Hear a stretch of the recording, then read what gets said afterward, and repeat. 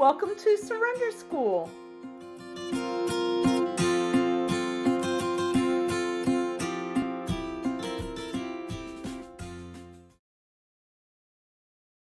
All right, welcome everybody. More people come in over the next few minutes, I'm sure. Okay, so let's start with the mission statement. At Surrender School, we recover. Our mission is to share 12-step and other supportive recovery solutions with those who want a healthy relationship with food. And obviously, we have a lot of people that are in other 12-step programs or come from other 12-step programs or Friendly Circle Berlin and so forth. So our focus is food, but you can fill in with whatever is your deal, and it works perfectly, is what we have found. Okay. We are not an official 12-step meeting, but we do adhere to the traditions. We're all from the 12-step world, and we all love the big book. So, all right. At Surrender School, everything that we offer is on the website. So there is an amazing website. Thank you, Joy, and Lori for working on that, creating that, making it available to all of us. Everything that we have done is out there on the website, so feel free to kind of wander around there. I think that's a good thing. And watch the chat today because Lori will post, or someone, I'm not sure it's Lori, but will post some things about upcoming events and that kind of thing. We now have a second Zoom room. So when you are coming to different meetings, be sure to go out to the website and look where it says, here for the Zoom instructions. Click on that and it'll tell you if it's room 1 or 2, because we now have 2. And the big B is in the middle of the slide, because if you are willing to be a breakout room leader, and we are having breakout rooms today, and if you're willing to be a leader, there we put a B in front of your name. So you can go ahead and chat with Kathy M. If you're not willing, if you have a B in front of your name and you're not willing today because it's a bad day or whatever, or you have to leave early or whatever, go ahead and let them know. But we'll do that from now on. There'll be a B in front of your name, and that lets you know that we have you slotted to be a breakout room leader today. Doesn't mean you have to be. Just let Lori or let Kathy know if you're not going to do that, if you're not comfortable today doing that. Okay. All right. So here are 3 things that are new that are happening that I want to cover real quick. Abstinence and recovery. Linda T did 31 meetings in 31 days, and those were recorded. And now Scarlett H has volunteered to lead a meeting on that, 1 per week. So for 31 weeks, she's going to basically show the video from that, do some writing, and then sharing. So, and it was just, I mean, everyone who went to it was blown away by how wonderful it was. So that's the reason we're doing a reprise of it. And I think the people that are going are really enjoying it. Also, we're reading Ellen Berger's Emotional Sobriety book again, which is awesome. This is our 3rd time through. And that reading room is Fridays at 8 in the morning. And it's led by Dave and Kim and Dave, which it sounds like Sam and Dave in my head. All right. Anyway, so that's every Friday at 8 a.m. And there's also an intuitive eating workshop that Samantha C. is teaching us. That's a giant opportunity, much like the Michael Naylor, where we have the author of the book teaching it. Sam, this is what she does for a living, is teaches this. So the fact that she's willing to come here and do this for us is an amazing thing. So she's done 2 sessions so far, and I personally have been blown away by them. So I hope that you will join us. And those are recorded, so you can go back and look at them again and so forth. Anyway, I'm just at the place in my recovery where I'm ready for intuitive eating, which shocks the hell out of me, I have to say. But anyway, it's very cool. So please consider joining that as well. We listened, and then I altered this again because what I had before isn't quite working. So it will be full sessions, but 3 instead of 4, because once again, I apologize to everybody because I know for this whole step 8 thing, I figured it out now, but this whole step 8 thing has been very much stutter stepping. And I just apologize for that because I know it's been harder to figure out what's the homework again or what are we doing again.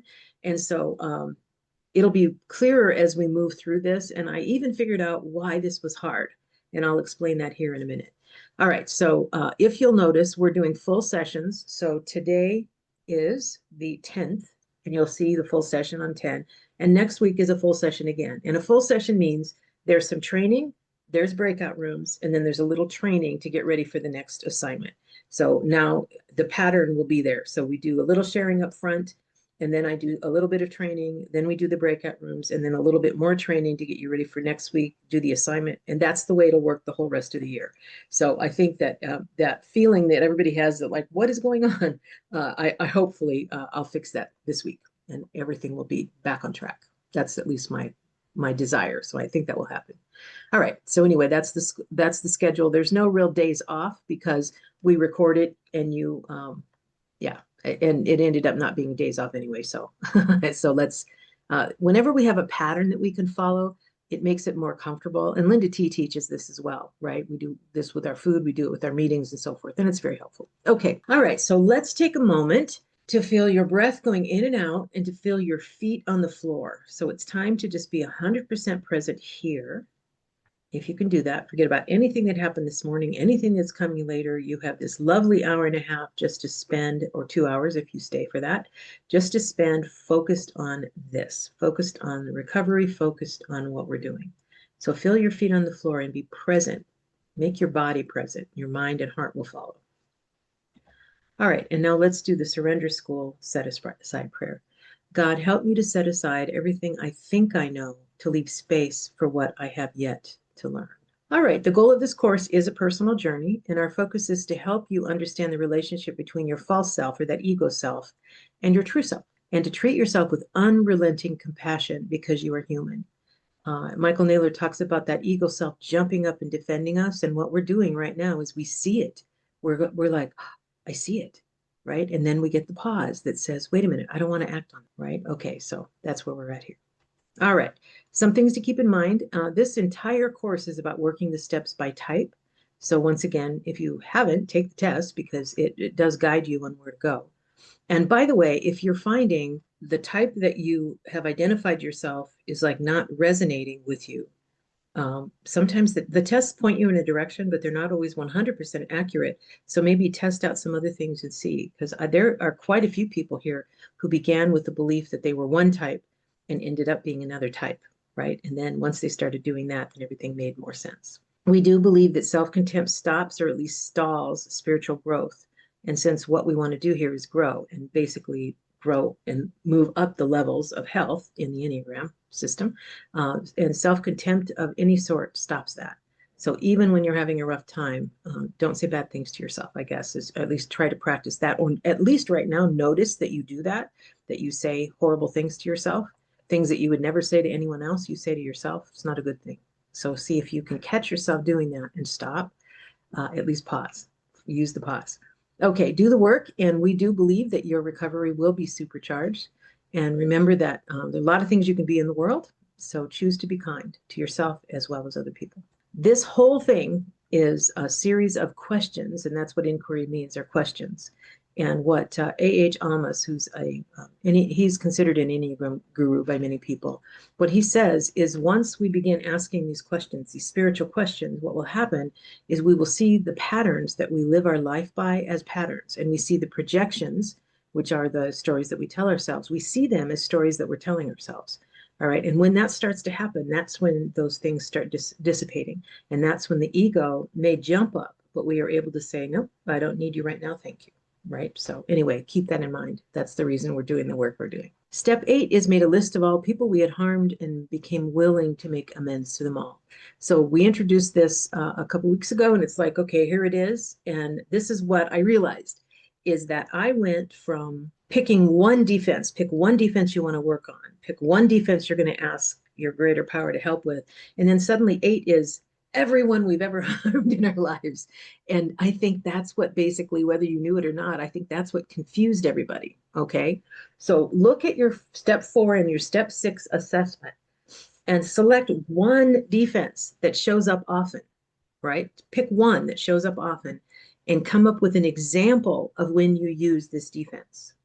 Okay, so I'll give an example. As a type 8, I don't like people to control me, and so I have throughout my entire life, I weigh what people say against the stories I tell myself, and then I basically set it aside and say nope, and I come up with my own solution to everything. That's been my history, and so what I'm doing now, my one defense that I'm working on is that I pray for in step 7 that I'm watching. Do I owe amends for? And I do, by the way, is that I'm now asking for to help God to help me remove my resistance to wise guidance. So I actually listen to my husband. He's a very wise man. He's also funny, but he's a very wise man. And in the history, he usually never comments at all. And now I ask him, and he looks at me like, "What? You want my opinion on something?" That's shocking. And then the fact that I actually listen to him, not 100% of the time, but way better than I used to. It's a change, and it's a good change in our relationship. And then determine if you've harmed someone with that defense. I think I did harm my husband because he's a 5 and he does all this research and he knows all this stuff. And I would just completely ignore any ideas until it was my idea later, usually is what happened. But the idea here is determine if you've harmed someone. So once again, pick one defense. Matter of fact, the defense that you had in 6 and 7, pick that one. And then kind of give examples and say, where have I used this? And did I harm anyone with that? Okay. And what I want to talk about, and then the final piece, it says it's basically became willing, and became willing takes time. That's not like suddenly I have this list and now and I'm 100% willing to do 100% of that's not the way we're working the steps right now. Once again, when Bill W. did this, he worked with gutter drunks over a weekend. We're in a completely different world from that. So we can learn from what Bill W. did, but our time frame can be completely different. And since up to this point, we have been basically working, getting it to where we picked, right? We took 4 and 5 and kind of narrowed it down to one thing that we did in 6, and then we took that defense and prayed for it in 7. Now let's do the same thing in 8 and take that one defense that you are praying to have removed, and let's see, do I give an example of it, and do I owe an amends for that? You may owe a lot of people amends. You may owe no one an amends. It may just be a personal, maybe you owe yourself an amends, right? But that's what we're doing now with step 8.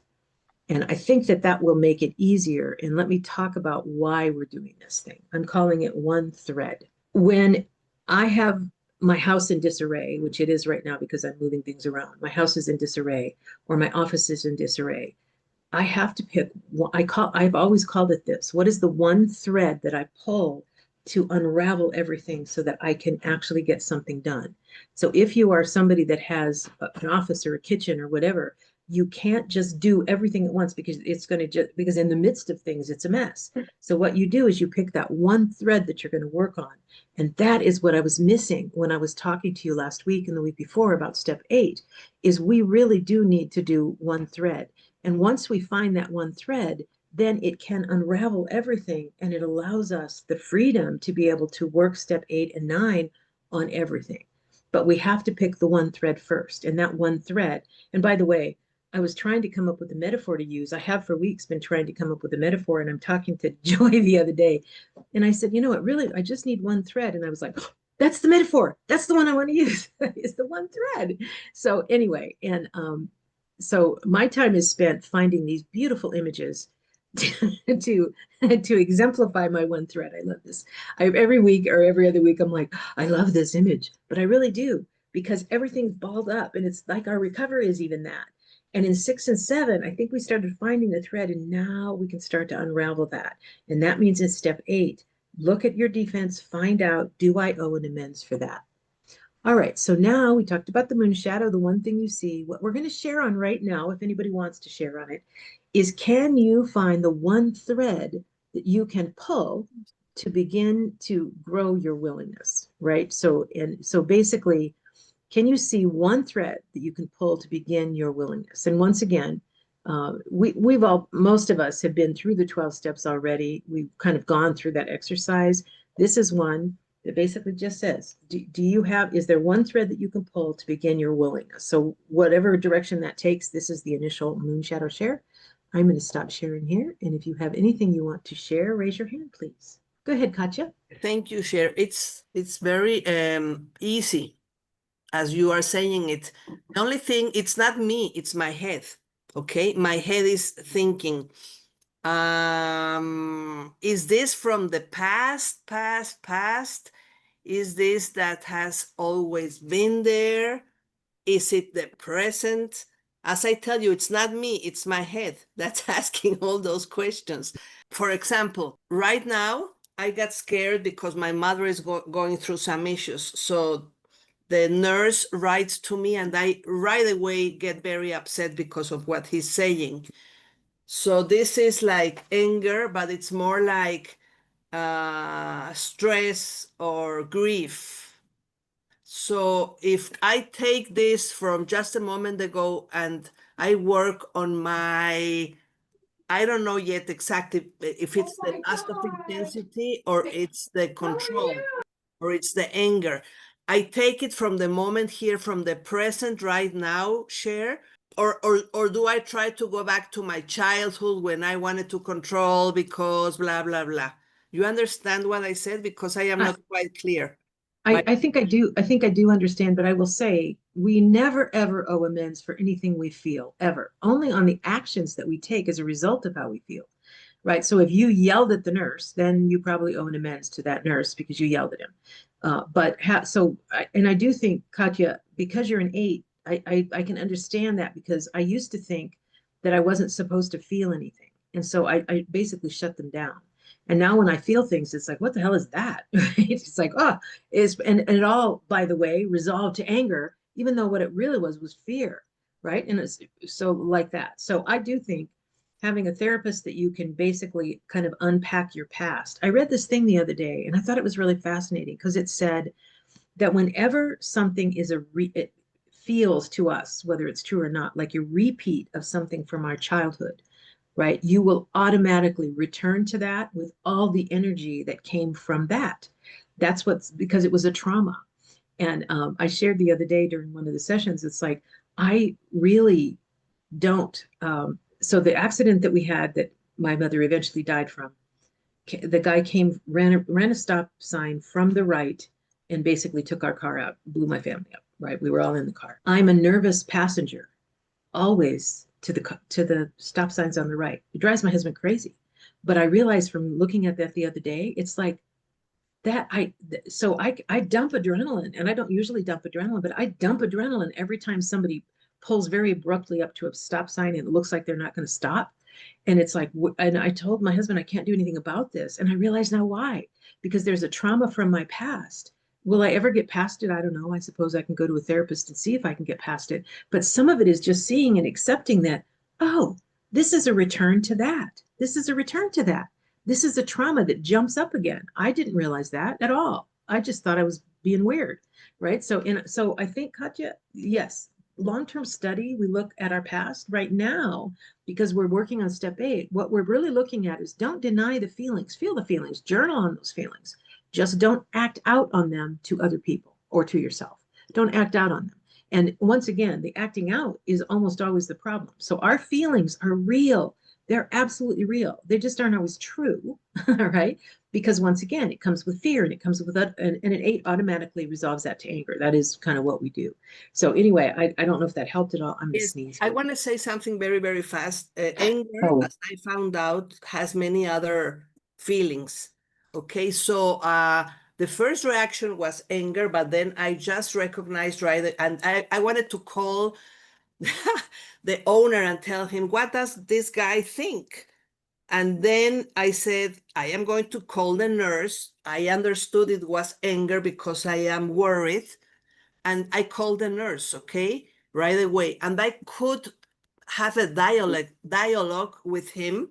I didn't say I am sorry. I didn't say I am worried. I didn't share my feelings with this person because it's not a person that needs to know my feelings. I think only people that are emotionally available for me. But what I did is I sort of spoke nicely and negotiated and make amends with this person.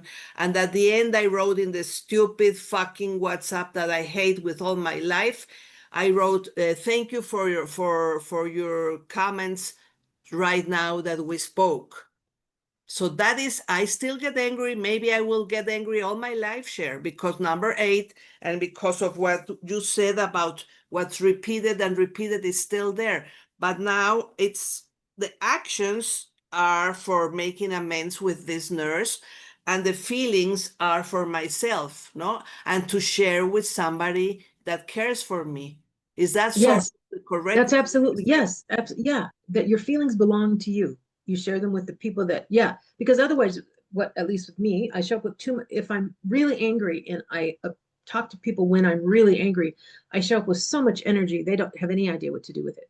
And neither do I, right? So yeah, Katya, absolutely what you said. And I liked what Michael Naylor said, and you said right now, focus on one. Yeah, Because one if thing. I focus on everybody, I mean, all Can't of do them, it. it's Yeah. overwhelming and too Yeah, much. and I think that might be part of the problem because a lot of people get stuck at 8 too, right? So thank you, Katya. All right, You. Jasmine.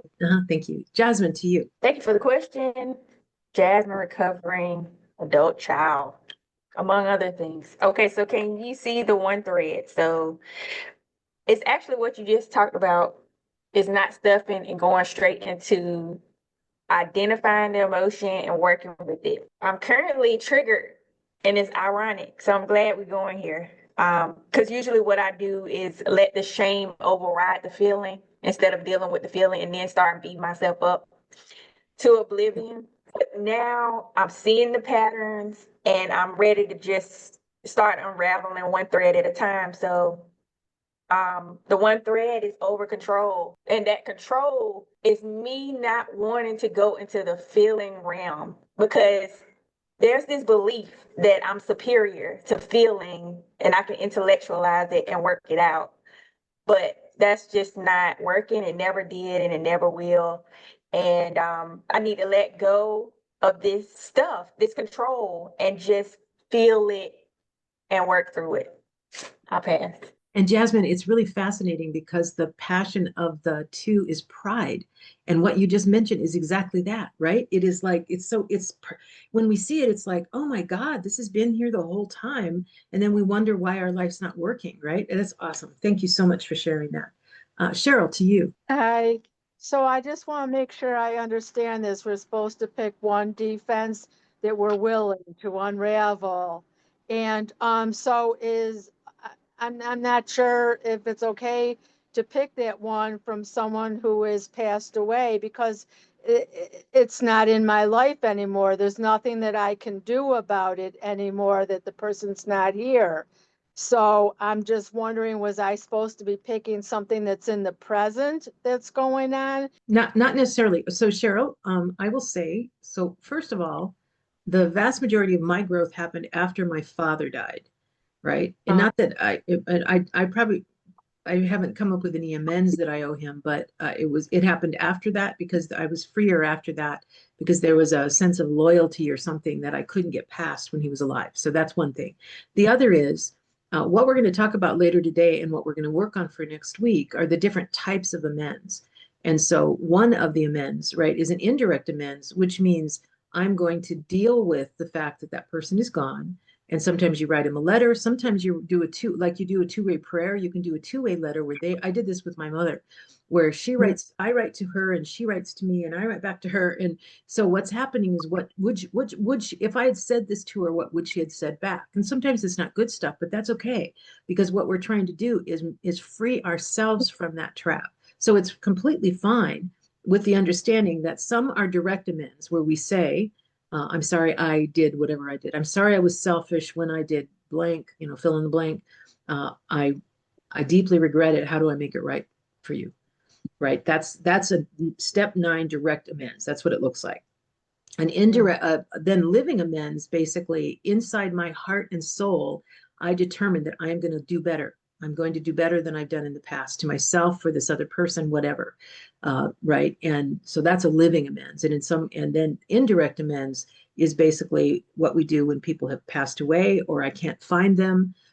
Right. So we're going to talk more about those types of amends that you have, but it's 100% appropriate for us to basically analyze that relationship with someone who's passed and just determine, do I owe amends to that situation, to that person, even if they're not here?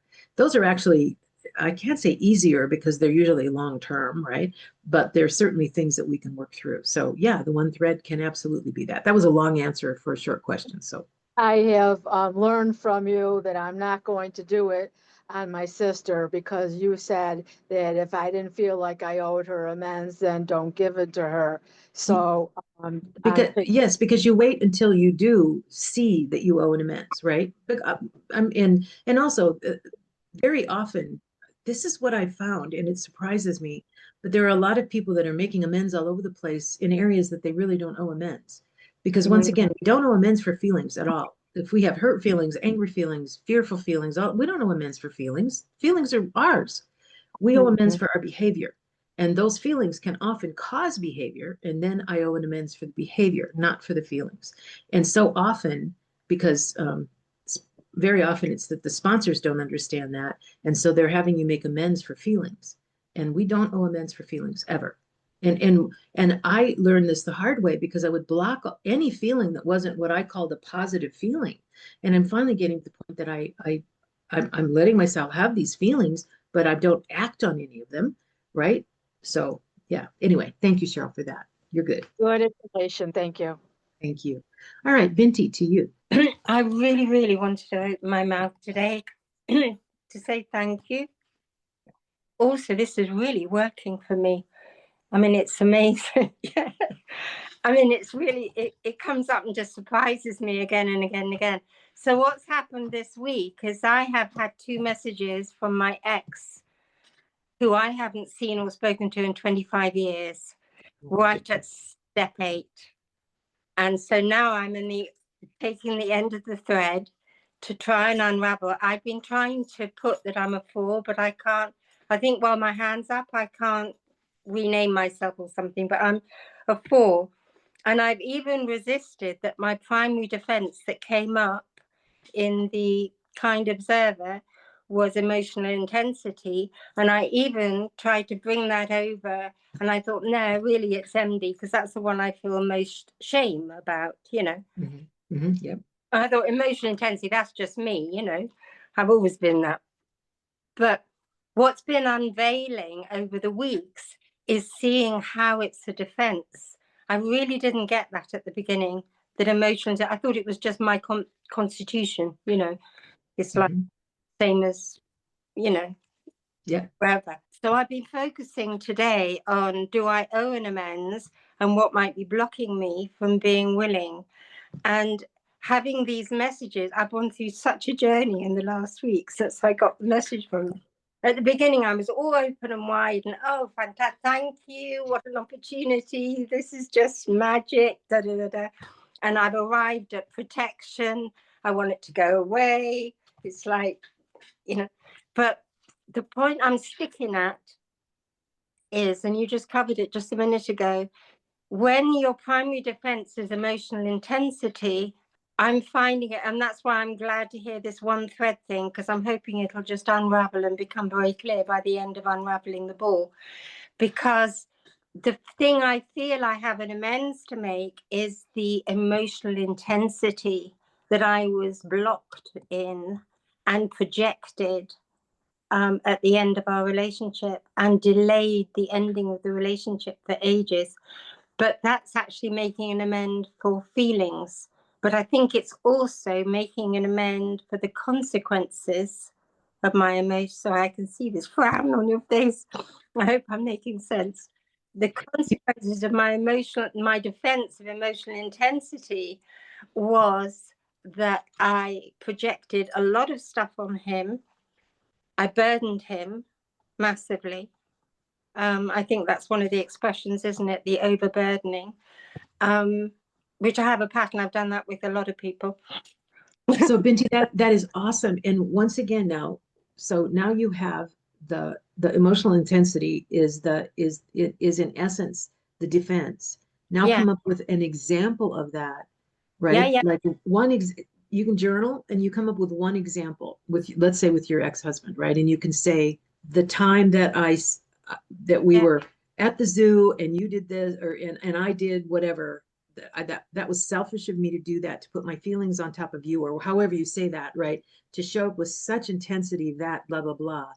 I deeply regret that I did that. How do I make it right? That's a direct amends for something like that. And it's one specific thing. I know that in step 4, right, instead of writing 55,000 specific things and then coming up with whatever, I had you kind of ballpark it, right, bigger. Now what I'm saying is you may clear the decks by just one apology. It's entirely possible that will happen, that you're not going to go back again and again and again. But giving an example of that is the answer on that. Yeah. Even by saying I might have done this often, but this one I remember vividly, and I do regret that I did that. Right. Yeah. So when you have that feeling of that, that's when you want to do it. And that's what you do on one specific thing, because otherwise it's so general, the other people can't even take that. The other thing Oh, that I want to say is the fact that you have these feelings. This isn't everything. It's a blessing and a curse. It's a blessing and a curse. We do this all the time. And the fact that you have these deep emotions is awesome. But the fact that we use that as a defense against other people is a lot for other people, right? So can I like calm the defense part of it down so that I get to have all these deep feelings, but they don't become someone else's problem. They don't become someone else's trigger. They don't become someone else's anything. They're mine. They belong to me. And that's what I love to see, is just the fact that it's like, I get to have these deep feelings, but I don't need to express them to other people. They're mine. They belong to me. And right. So anyway, so on the amends piece, just, pick one example. And it doesn't even have to be the worst example, right? Because, and that person may come back and say, yeah, you did that, but you also did this. Okay. All right. I'll fess up. Yes, I did. I'm glad you're having a conversation. I think that's awesome. Oh yeah, I haven't had the conversation yet. Yeah. That's But awesome though. it's in the wings. Yes. And such growth. I do have a quick story. There was a woman I was a senior manager, and she worked for me, and then she had her people work for her, and I kept sidestepping, going around her and going to her people. I was a new manager, but it still was, and I treated her really badly. And when I was doing my first 8th step, she was on my list because I had treated her badly, but she had moved away, and I was willing to make amends, but she was gone and I didn't know where she was. And then suddenly I walk into a bagel shop, and there she sits back visiting Colorado Springs. I was like, okay, God, I get it. And I went and I just said, can I sit with you for a few minutes? She said, sure. And I did a 9th step with her, and it was so freeing. And I think she was so shocked because I was so, what I used to be. And I think she was just completely floored that I would do that. I don't even remember her answer because I was so in a fugue state that God had put her in my path again when I thought I had escaped that. But absolutely committed that I was going to get through this recovery and make it right. And so it was very freeing for me. Don't know really the effect on her, but I can tell you for me, it was freeing because I truly made an amends for someone that I had harmed, and I had harmed her. So anyway, but yeah, thank you, Bitty. So keep us posted. I'd really like to add what I've experienced in the last week. When you're given, because it's like a river flowing recovery, isn't it?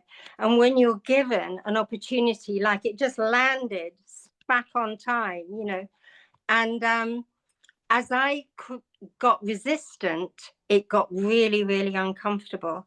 So I'm now at the point of releasing the resistance. It's like I just wanted it to go away again. Yes. But it's just shown me that this stuff is organic. You just got to keep flowing as it unravels. And that's why I like this thread thing, because it's unraveling. Yes. But if I put resistance, it gets really uncomfortable. So exactly. And that became willing. That's what it takes time, and it has to be the right place. I call these God shots when they happen. It's like, yep, okay, good. Thank you so much for sharing that, Binti. Really appreciate it. Thank you. Yeah, thank you. Right. Emma, to you. Thank you. So my big defense that I've chosen is withdrawal isolation. And I've come to realize that I do that because I don't like to feel vulnerable, because the feelings I get are so intense. If I feel that I've been put down, or all the negative things, abandoned, whatever, and ridiculed and rejected, and I think from a young age I learned that my father was really both very emotionally abusive, and sometimes physically abusive, and he seemed to revel in my unhappiness, my misery, when he was abusive. And so I kind of learned to not show it, so I wouldn't give him the pleasure of seeing how distressed I became. And I've carried that with me throughout my life until I got into recovery, really. And so in one way, in a major way, how I did that was withdrawing and isolating myself at the first sort of sign of being hurt, and that therefore if I stuck around, then I would show my vulnerability, which I couldn't do. So yeah, the thread that I think I need to pull is to be vulnerable and to be real and authentic, you know, to just feel my feelings and be courageous in letting other people witness that as well. Not sort of dump it on them, but just not withdraw and pretend that everything's okay all the time, or that nothing affects me or bothers me, because that can backfire as well. You know, people can think I don't care about them. So yeah, does that make sense? It actually does. It so much makes sense. And what came up for me when you were talking, because it's like similar, but because I'm an 8 and you're 4, my dad, you know, I talk about what a great childhood I had, and I had a great childhood, but my dad he's very scary. He never hit us, but he would yell, like if the house wasn't clean. He was a yeller. He was an 8 too, and he lots of energy. And I can remember I refused to cower. I would stand straight. Well, it served me later in life because I would have bosses that screamed and I would just stand there like, what, you're a fucking moron, right? And which most people would be like, oh, I wouldn't. I would, you know, even stronger me. And I learned that as a child. And that's exactly, now I'm realizing, oh my gosh, right? Inside, I was terrified. It's not because he hit us, but it's this big, scary guy yelling, right? Even as a little bitty kid yelling, it's like, right? But I wouldn't show that. And that is the 8 kind of equivalent of what you're talking about, right? And yeah, so I do understand what you're saying. It's a different reaction because, of course, I show up differently in the world than you do, but it's the same kind of thing. And then it kind of gets us. And then, so some of this is the thread is, okay, that is how I dealt with that childhood. And where did it show up again in the rest of my life? And did I harm anybody from that? Did I harm myself? Probably. But were there other harms that were there? Like you said, the person feels like, well, they don't even care what I'm thinking or feeling. Well, yeah, you care. You almost care too much, right? Does that make sense? So yeah, I absolutely understand what you're saying. Okay, great. Thank you. Thank you, Emma, for sharing that. Okay, Vera, to you. Yeah, hi.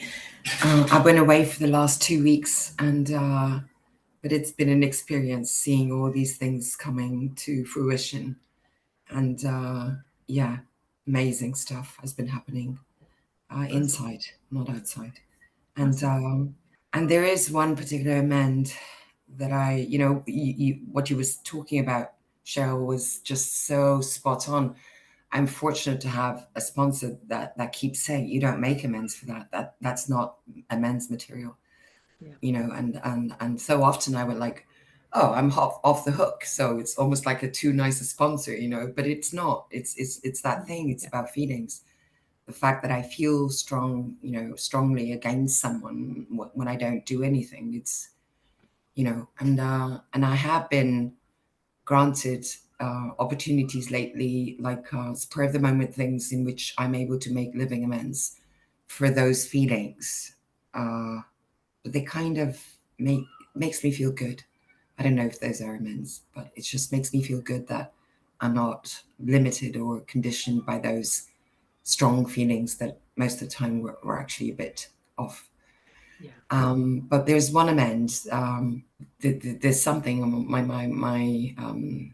my husband, my ex-husband, you know, he died and he took his own life. And the last time we met, we had this really big argument. And I can understand in hindsight very much that when I scream, it's very much because I don't feel that my boundaries are being respected. And I'm now finding that sometimes I'm not very clear on what I want, because I want this and that and that. And so I'm not very clear. And as I'm not very clear, then the outcome, you know, sometimes it isn't other people's choices just because I didn't actually lead, you know, at all. And so I'm doing more and more of that. And so I'm having less of a, things are actually working a lot better now that I'm choosing, like, I need this, this, and this, but I've got to make a choice here because otherwise people won't understand. And so that's been really hygienic for myself. But with him, it's, I was completely, he was an addict. He was in active addiction, although it wasn't his fault at all. And it was just a fact that he was using a lot of prescribed drugs that were just too much for him. But he just wanted me to be responsible for all the kids and working and him. And at some stage, I just couldn't take it anymore. It was just months and months and months. And that particular night when I screamed at him because he said he was going to stop working. And it's been 16 years. And I didn't deal with it in the beginning. I just wanted my kids to be all right. So it was very much about survival, emotional survival. And now I'm kind of, is this an amends? I mean, it's a feeling. It's, I did scream. In hindsight, I was just very scared that he was going to leave me with everything, standing on my shoulders, and I was overwhelmed. But I really, do you have any ideas, how I do. could?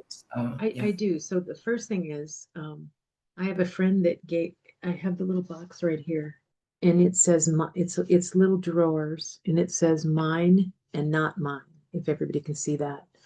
And so there are some things that are mine, and it has a couple things in it. Or there's some things that are not mine, and it has like one thing in it. And there's some things that are not mine, and it has a lot of things in it. So this helps me because if I have something that is torturing me and it isn't anything, even if I'm going to back up a second. If I have done something ill-advised or wrong, scream at people because I can understand that, right? And the person is still around and I can make a direct amends, that's great. It sounds to me like you already have made, to some degree, your living amends because you did raise your children, you did do the things you needed to do. He just wasn't there. So all of this, you sound human. You sound human. That's what you sound like. You sound human.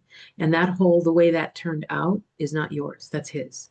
So I just think, love yourself, forgive yourself. That would be my advice, is to forgive yourself. Like really, really sit down and work through that. And if it makes sense for you to write a letter to your ex-husband that of an amends that you would have made 3 days later, if because you had screamed at him, if he had lived, you would have made an amends 3 weeks for 3 years later. You would have made it. Basically, you would have apologized to him for doing that. Then write the letter and do that, and let yourself off the hook. That would be my advice. And I don't know if you can hear. Absolutely. Thank you. Thank you. You're welcome. Yeah. I love you, Vera. Thank you so much for sharing that. That's hard stuff. Thank you, Cher. Thank you. Can I just add something? Yes. I thought I knew so much about the 12-step program when I first came in. And I'm just, that inquiry that you talk about and being kind, it's mind-blowing because the things that I find are so simple and so small sometimes, but are, game changers. They're very simple and very small, but really make a change. Thank you. That's what I'm finding too, Vera. Every day I'm finding that. Thank you. All right, Ambra, to you, and then we're going to go ahead and go to the breakout rooms. I'll talk about what you're going to talk about in the breakout rooms, but Ambra, go ahead. Thank you so much. I have two questions, and one is, for example, about, when there is some repetition of pattern, in life, whatever was like, I don't know, in my case, happened a lot of economic abuse in so many forms. And my reaction on that is going stuck and collapse. Or, if there is some form of gaslighting around money and, something like that. The question is, it's helpful going, what is the first time that I react in this way, that I was in stuck about some gaslighting or whatever, because someone spoke about emotional intensity. In my case, it's really that make me stuck and collapse. That is my reaction. and I'm not able to protect myself to speak up or writing something, there is something that really make me in the corner physically. And I'm just, the question is, it's possible, what can help me to go about the first time that happened that, and the first time that I react in this way? I don't know if it can be helpful, maybe no, but yeah, maybe it's not about a man, but it's something that come up. And even another thing I want to share, it's like, I'm in withdrawal from my parents because my parents are really sick, and that is the result of my 12-step work. I don't have to make amends for that. That is my form of the amends about myself, because nobody knows how much my parents are sick, and I'm so glad that I'm able to do that. And to be honest, I don't see any amends right now. And I will tell you, and very often, once again, so a couple of things. First of all, this idea of the collapse and all that kind of thing. Think of a little kitten that is afraid, and they hiss and they puff up and they hiss, and what happens is over time they get stronger and bigger, and they don't have to do that anymore, right? And I think that's probably, as you're working your steps, that's what will happen with you. And I do say, people that have sick people, tortured people, evil people, fill in the blank, when you have someone in your life that is toxic to you, it is 100% okay for you to wish them well over there. You can't carry the hatred with you, because we're not I mean, really and truly, when Bill W. talks about anger is fatal to us, we cannot carry that with us, because we can't have a happy life if we live in that mode. We just can't. So what we have to do is be able to say, I know that you're sick. I know that you probably had a shit childhood. You probably had horrible things, but you did not treat me well, and that's fine. That's your deal. That's not mine. My deal is I am living a better life now. I wish you well over there. I absolutely. There are a lot of people that eventually you have to get with that person. Absolutely not. There are times that there are people horribly toxic and they cannot be in your life. And I do wish them well over there. They're not part of my life, but I don't wish them ill, because I can't keep that anger in me. I can't do it, because I can't be happy if I do that. I can't be free. And once again, we are sure God wants us to be happy, joyous, and free. Free comes first. And then from that come days of happiness and moments of joy. But I have to be free first. So I think it just takes time, Umbra. You just keep working the steps, to keep doing what you're doing. And it just takes time. It just does. That's the way we work.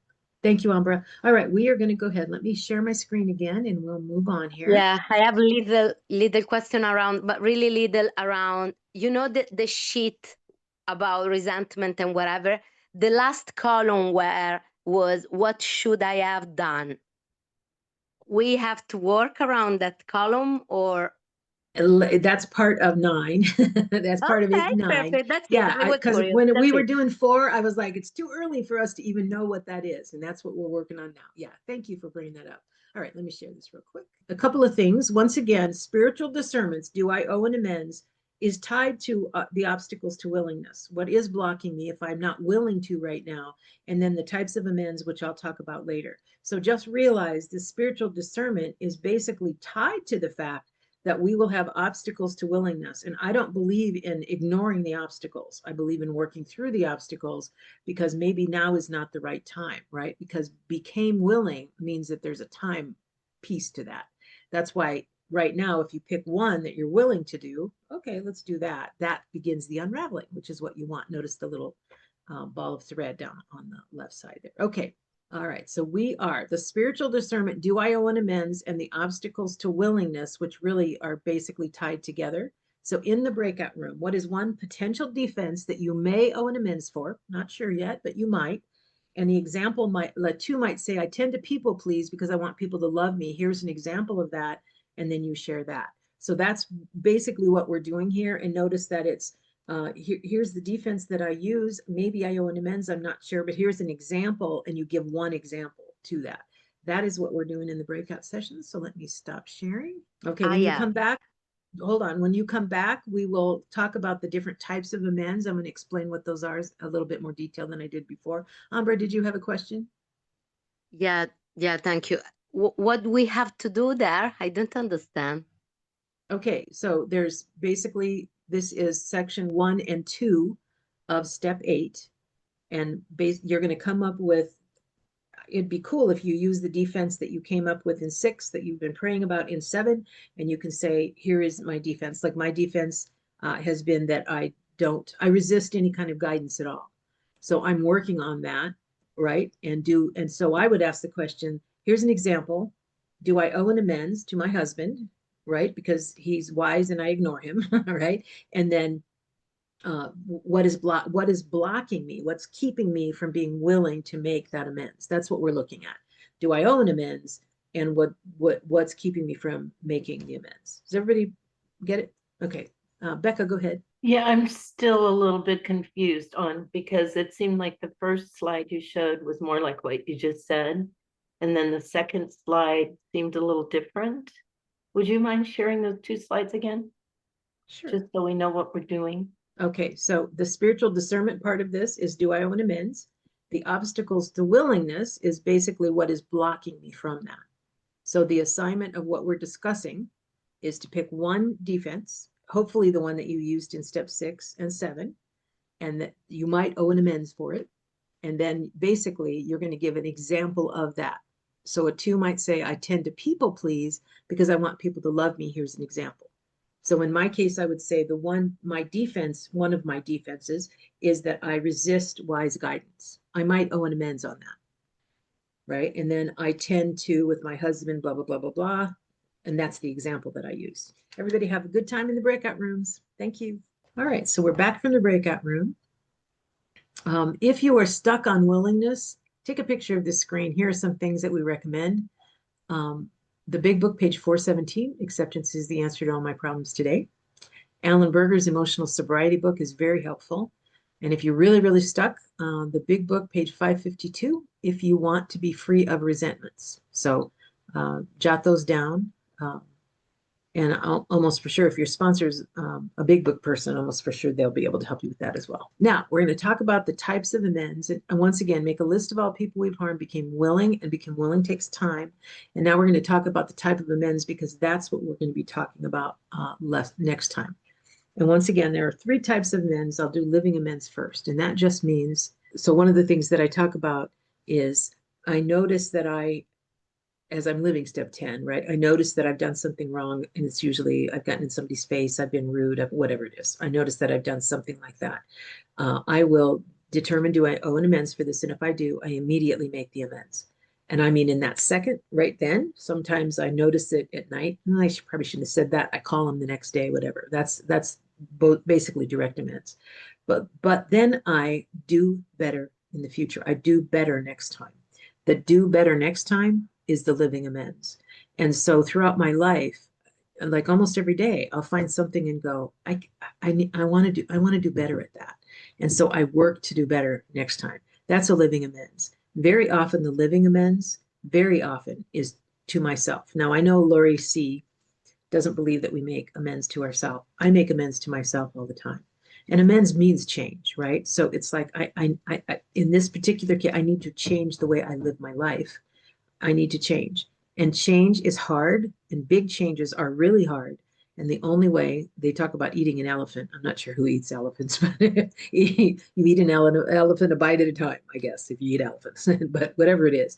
So the idea here is anything that I'm doing, and we've learned this here, we narrow it down to one thing, and that's the thread we pull. And when we pull that thread, and I don't know if you've ever worked with, like, I love that image, by the way, of that ball of yarn. When you pull the thread, the ball rolls, right? If that's what the momentum begins. So we pull that thread, whatever that is. And we're doing that now with this. We do it with 9. And a living amends means that I live differently. I live differently. In that one little area of my life, I live differently. And I do it to the best of my ability, which some days sucks. And once again, remember the toddler. The toddler takes 2 steps and we all cheer, right? Now, if I took 2 steps and fell down, you would think I was drunk. You would not cheer me, right? But I need to cheer myself because I take 2 little steps and I fall down. And I get back up and say, okay, I need to do better next time. And maybe the next time I take 3 steps. I do the best I can. Living amends, that's what living amends are. Now, direct amends is the I'm sorry I. It's not I'm sorry that. It's not I'm sorry you. It's I'm sorry, I take responsibility for something that I've done that harmed someone. That's why we do an assessment and did this harm somebody financially, right? And here's the big thing. This for so many of the types. Just because it made me feel uncomfortable doesn't mean I owe an amends. Just because it made them feel uncomfortable doesn't mean I owe an amends. I only owe an amends if I have harmed them. If I have harmed them, right? So this is one of the things when you have boundaries and you set boundaries, and boundaries are easier for eights than anybody else. But when you set a boundary, that boundary may be necessary, and the boundary may be a living amends to yourself. That actually might in and of itself be a living amends that you are making to yourself. It is a boundary, and that person doesn't like it. They're going to get glad in the same clothes they got mad in, because that is a boundary, and it is a boundary that I have set, right? And so, but it feels uncomfortable for people that aren't used to setting boundaries. It feels really uncomfortable to set boundaries. But if it is a boundary and you've really, really worked through it, you know that is a boundary I have to set, then you set the boundary. And just because it feels uncomfortable does not mean that you owe an amends on it. And I don't know if this is true in the other programs, but I will tell you in OA, there are people making amends all over the place that do not owe amends, right? Because it was uncomfortable. Well, guess what? Sometimes life's uncomfortable.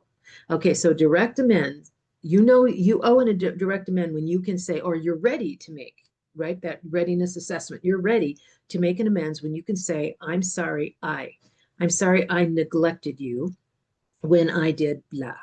I'm sorry I didn't listen to you when I blah, blah, blah. I'm sorry I took control when it was actually your turn. I'm sorry I. Okay, that's the direct amends.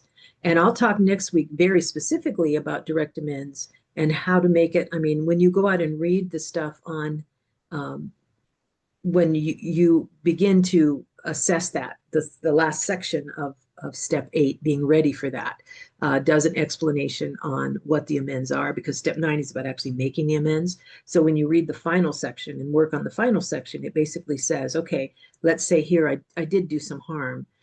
Direct amends are what you make if the person is around, still alive, you know where they are, or can figure out where they are, whatever, you owe direct amends. I think direct amends need to be in person if at all possible.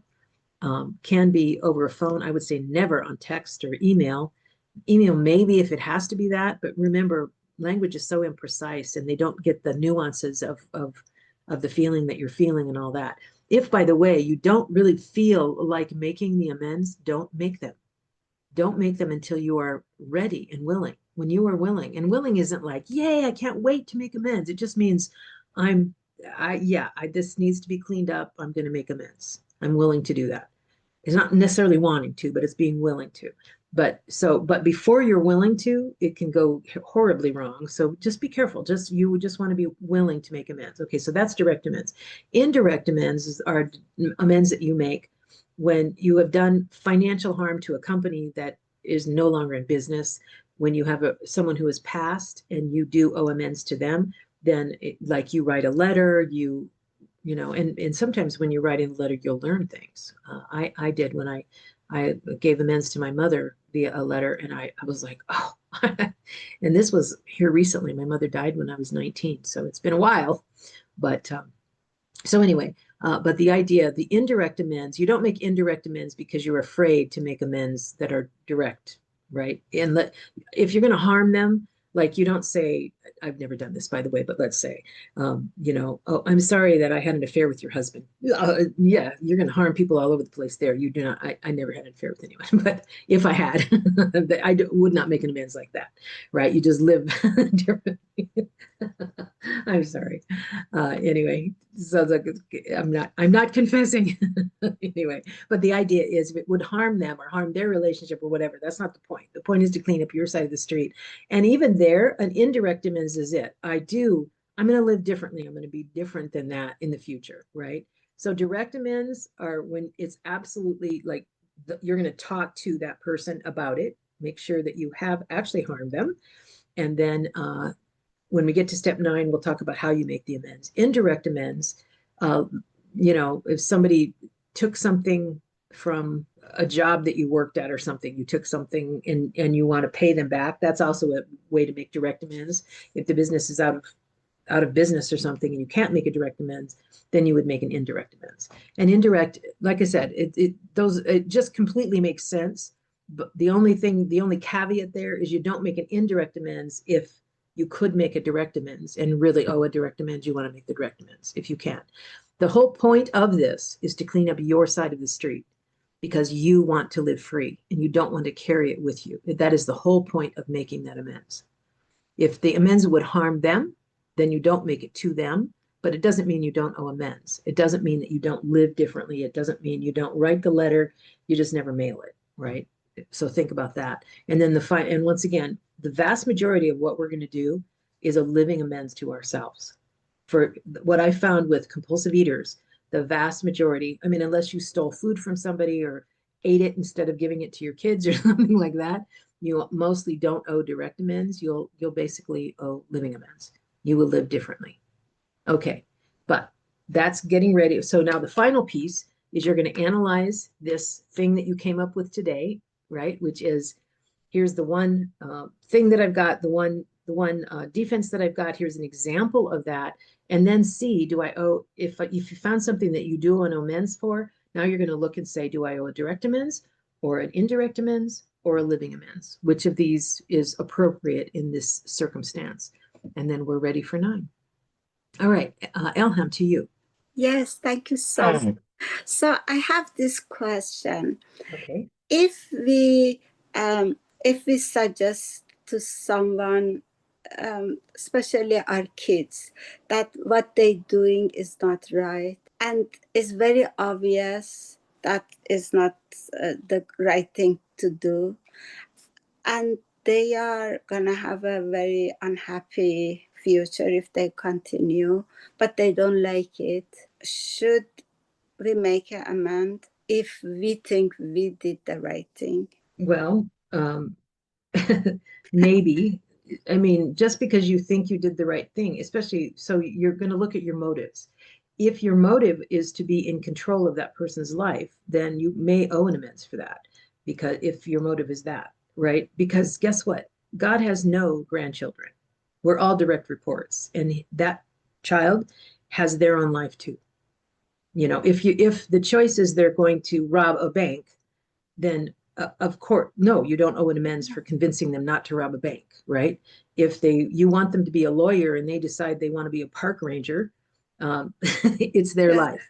So yeah, so check your motives. That's the main thing on all of this, right? We check our motives and see, is this the ego structured defense that is making me act this way or feel this way, or is it my true self that is this, right? I'm not a parent, so this is all from, once again, the view from the cheap seats, because I'm not a parent. It's really so easy for me to say, don't do that. I hate, by the way, when people say that. They say, just push yourself away from the table. Oh, wow, why didn't I think of that? It's like, what? If I could do that, I would have done it by now, right? So I just think check your motives. That's the main thing there. Thank you, Ellen. All right, Becca, to you. Quality I'm working on is, I call it psycho-spiritual perfectionism. And that makes it really, really hard for me to figure out what's mine and what's the other person's. A lot of times I take on more responsibility. And in fact, that's my pattern. You know, you always hear the only thing you can change is yourself. Well, there must be something wrong with me if somebody doesn't respond well to something I say or do, or don't say or don't do. And when I've had instances where someone feels triggered by something I say, and I just think, I don't get it. I don't think I did anything wrong. And one of the things I see in 12 steps around amends, it's kind of like, well, I do my side of the street, you do your side of the street. But there's also this relational field. And in the relational field, we start to get to know the other person and what their triggers are. And in sensitivity, it's not that I'm doing something wrong, but it's trying to know the person and be sensitive to what their triggers are. And that starts to also kind of become a burden for, oh, I'm responsible because I was supposed to know what the trigger was. So yeah, so can I say this okay, so once again, I'm an 8, so I have a prejudice in this area. You do not owe anyone any kind of, how do I say it? Okay, we're going to come back to check your motives is going to be there. But in reality, if someone is triggered, that is their problem, not yours. It is 100%, not 90%, 100% their thing. It is their thing. And it is an opportunity for that person to see, why is this triggering me? Maybe something from childhood, whatever. You would spend your life chasing ghosts if every time you're trying to figure out the triggers of other people. Fuck that. It's not my problem. That's your problem. Now that's the 8, right? Saying that's your problem. Now, here's where you check your motives. Because 4s are very sensitive, and you come into this, you've known this person a while, and you know this is a trigger. And if you purposely do something to trigger that trigger, that is when you owe an amends. But if you're just living your life and your motive it doesn't have anything to do with that person, I'm living my life, you don't owe an amends for that. And once again, just because it's unpleasant for that person or they felt triggered or whatever, you don't owe an amends for that. However, if you knew that in advance and purposely did it because it triggered them, you owe an amends. So much of this is checking your motives for sure.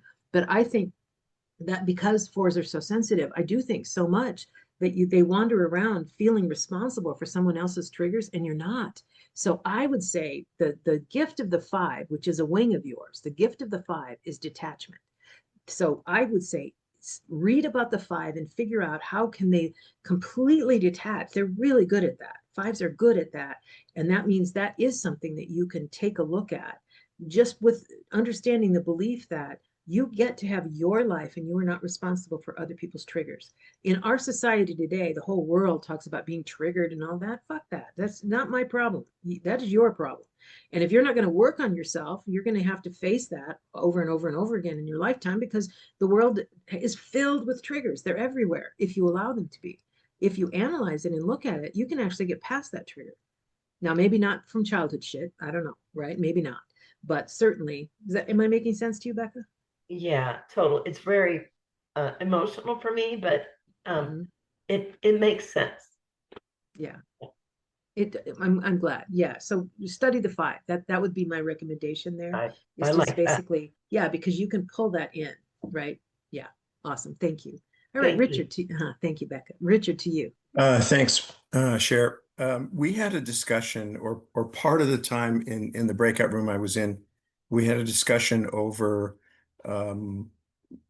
something that this isn't about you, but by any means, but I thought I heard you say at one point when you were describing amends, how do I make it right? And the kind of discussion we had was really interesting, which was some of the people in the breakout room were saying, well, that's putting it on the other person. How do I make it right? Rather than stepping up and saying, this is, I want to make it right, and this is what I have in mind.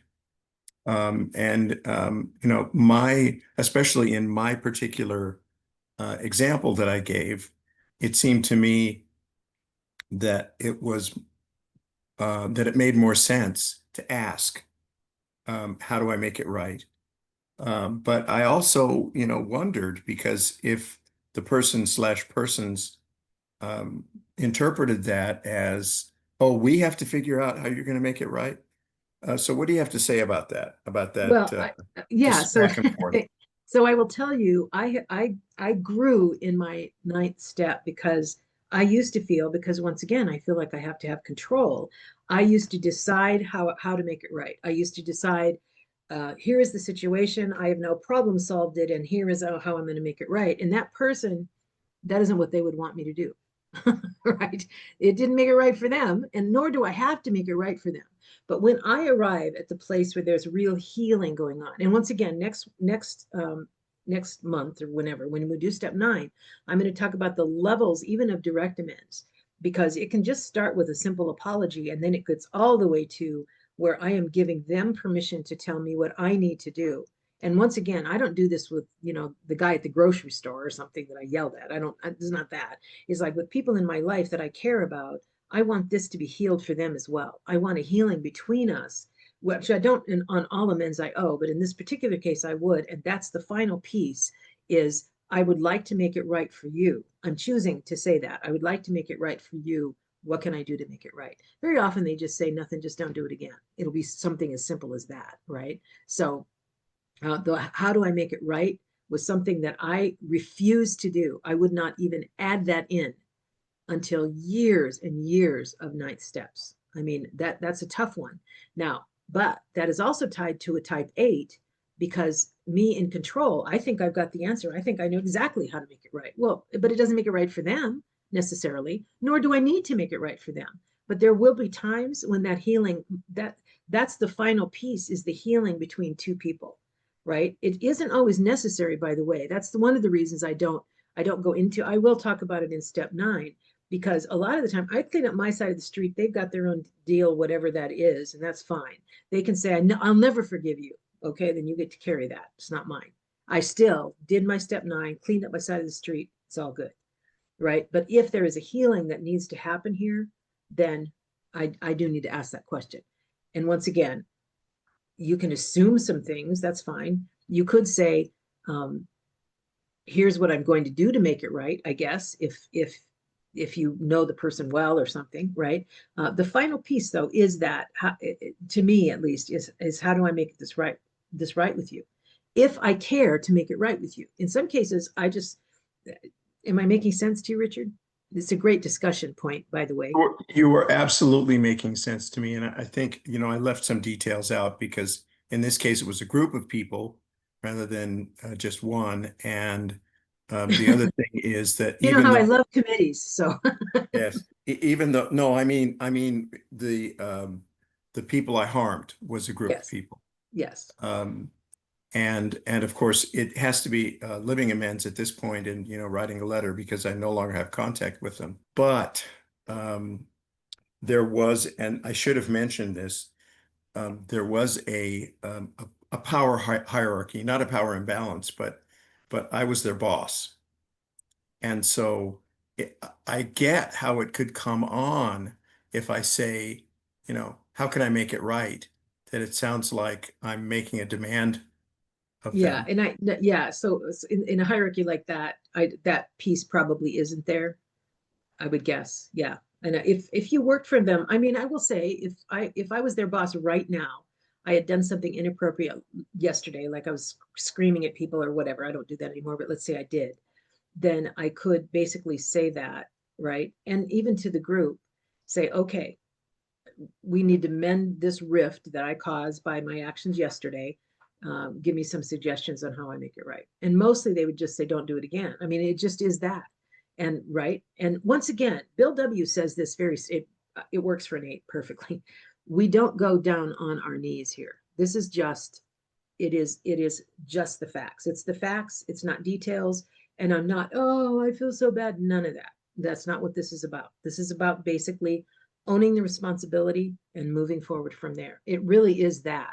And he's very specific that we don't fall on our knees, right? And it's not, the old mea culpa. No, that isn't the way it works. Now, once again, I'm an 8, so I have that perspective. But to me, I own it. But and I apologize for it. But I don't. It's not a supplicant kind of thing. Maybe that's just an 8's view of it, but I don't think it works when it's a supplicant kind of thing. So even when I say, how do I make it right? I'm going to listen to ideas that they have. Doesn't mean I'm going to do it.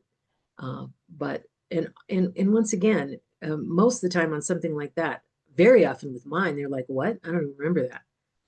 Right. And then I have to resist the temptation to explain when it happened. No, okay, they don't remember it. They could be lying to me. I don't even care. I did what I needed to do. Right. So anyway, thank you, Richard. All right, Tanya, to you.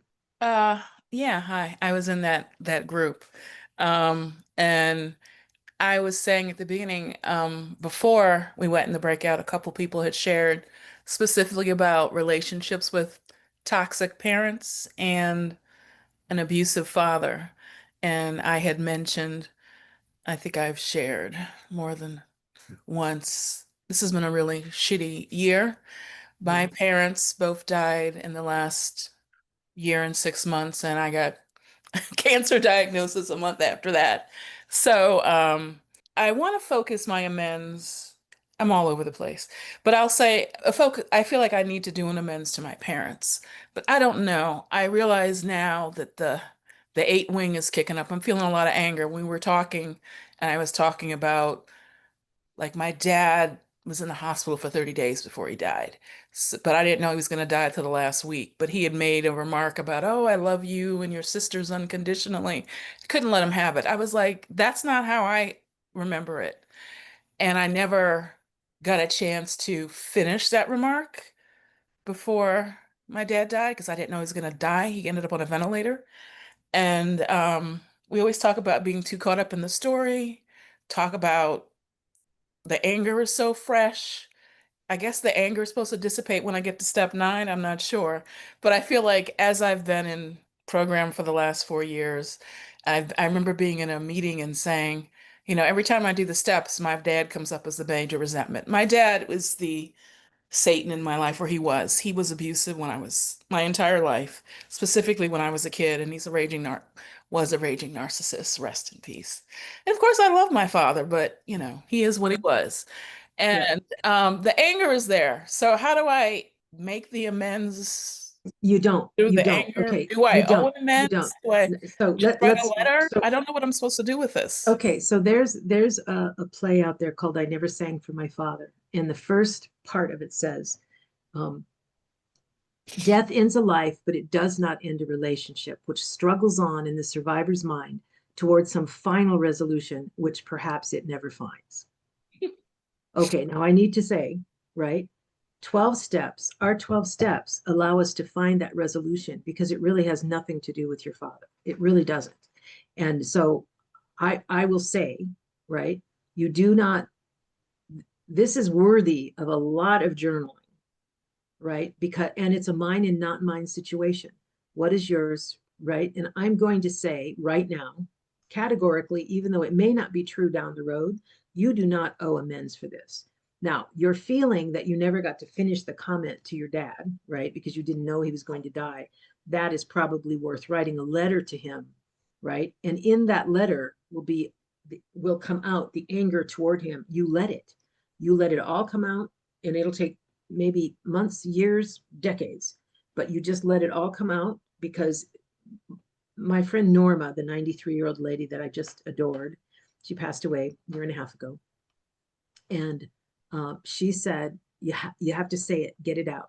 So I'm going to recommend, Tanya, that you write it. Even if it takes an entire notebook, you're going to probably destroy the notebook. You write it and then read it to yourself. You're going to hear it, and you own every feeling you have on it. You own it all. You basically, are you still there? I'm not seeing. I'm here. Yeah, yeah. There you are. I see. Okay. You moved on my screen. But you write it down and get it out. No one else is going to read it, so you don't have to hold anything back at all. Right now, as a 7, you're probably going to bounce around a lot. So you keep a book all by itself and just put it somewhere when no one else is going to see it or find it. Right. And maybe even on the top, you put, "If I die, destroy this without reading it," on top. Right. So that you feel completely comfortable that no one else is going to read it. And you work on it a little bit and then go do your stuff and then come back, and you just keep coming back to it and get it all out and read it to yourself. Like you do a passage and then you read it to yourself. So now you're hearing it and saying it and writing it, because what you want is to get the anger completely out, right? Because where you want to land, if you want to picture this, where you want to land is that you realize that your father was sick. He had whatever problems he had, Right. whatever that was. There is an illness there that caused him to act the way he acted. God, and truly, then you can say, God bless him. God bless him for that. He did the best he could. If you can't arrive at he did the best he could, right? If you're not there yet, you're not ready to make amends to someone, right? Because you know what I'm saying? Because that Yeah, means yeah. still a resentment. Now, here's the beauty of this. These kind of exercises that we're doing, and I want to invite you to come back next year again, and let's work through this again, because we work through this in layers. And then the idea is at some point in time, you will be free of that. That is what we want. We are sure God wants us to be happy, joyous, and free, and freedom comes first. So as we're doing this, just don't expect that like overnight you're going to feel this way. That isn't the way it works. The way that it works is that we work on this, and especially those deep resentments of parents. I mean, that's really hard, and especially if the parents were abusive. That's really difficult. And you may get to the point that you never completely forgive that person, I guess, that you may get to that point, but there is freedom in that forgiveness, because anger is fatal to us and we really, really want to get rid of it, but we don't want this leap over it. I'm fine now. We don't want to do that. We want to work through it. We really do want to do that, which means it takes time. Yeah, yeah, yeah. Because I had boundaries. Like I wasn't talking to him on the phone. First time I talked to him on the phone in 8 months was when I called him in the hospital. I would answer his text messages. Like, yeah, I understand the whole part. I understand toxicity, and my parents were sick, and I love my parents, and I understand why my dad was the way he was, but didn't mean it didn't hurt. And that was That's one right. of the things. That's Like, right. if my Yep. dad were to ask me, what can I do to make it right? That's what we were talking about in the meeting. It's like, I can't answer that question. It's like, No, how can I tell nor you do you what? have to, because Yeah, he's never going to come to you and say that to you. And exactly. frankly, even if he lived, he probably He would would never do never that. ask. Yeah, No, exactly. So you know exactly. what? We don't have to worry about that. Our Yeah. side of the street, that's what we're concerned Yes. with, because we want to Okay. live free. That's really what it is. Thank you so Thank much, you. Tanya, for bringing that. Thank you. Thank you. Uh-huh. All right, Ambra, to you. And then Cindy B and Dave and Tamara and Lori. Okay. I think, Lori, I Yes. think you probably raised your hand because you wanted me to shut the recording off, but